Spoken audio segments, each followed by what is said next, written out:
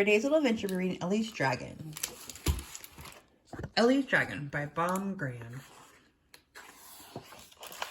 When Ellie was quite young, she found a newborn dragon with its eyes not yet open. It crawled across an egg carton. It was pale and luminous, with shifting rainbow colors, like oil on water. Its little claws tickled in the palm of Ellie's hand. It was quite the sweetest thing she had ever seen. She called him Scratch. At home, she made him a bed. Scratch opened his eyes, black as charcoal. His tiny wings shivered. He was flightless as a silkworm. He wants some matches, Mommy. He wants to eat the tops off. Certainly not, replied her mom. You can't play with matches, sweetie. Her mom saw nothing but an empty matchbox and some cotton balls. For a time, Scratch lived on the top floor of Ellie's dollhouse. She trained him to use the dragon litter box. Ellie fed her beast nature's chilies, burnt toast, and charcoal briquettes. Ellie grew a little and went to preschool.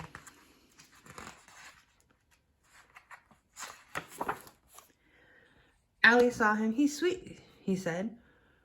Angie saw him too. He's gorgeous, she said. Cool, added Amber and Luke. But the teacher saw nothing. Ellie grew some more. She turned 5 and started kindergarten. She was so excited that she forgot to take Scratch along and completely slipped her mind. So Ellie didn't see her dragon's first flight, which was mainly downward.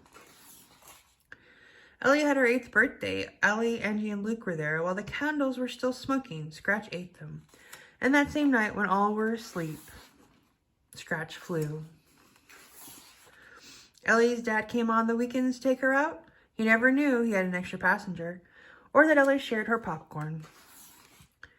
2 years later, on Ellie's 10th birthday, Angie, Luke, and Ellie came for a sleepover, but things were changing for Ellie and Scratch.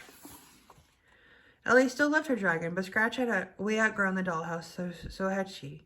Dragons breathe fire, dragons breathe smoke, and dragons fly. Dragons don't dance.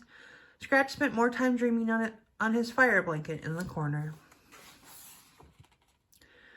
Then Ellie was 11, and Scratch began to fade. With the boom, boom, boom of the disco poppy girls in her ears, Ellie could no longer hear the slow pump of air in under Scratch's wings. The year after, Ellie could see right through him. On her 13th birthday, Scratch's breath barely melted the icing on the cake. He didn't even eat the candles. And then he slipped quietly away into the night. Occasionally, Ellie thought to look for him and almost saw the flick of a tail from the corner of her eye. She thought she smelled smoke or heard a little fiery furnace over the fence. But Scratch had not gone away. Little Sam found him wandering down the street, a full-grown, house-trained, affectionate dragon just looking for a new home. Super savers, and Scratch will probably live with him for some time to come. The end.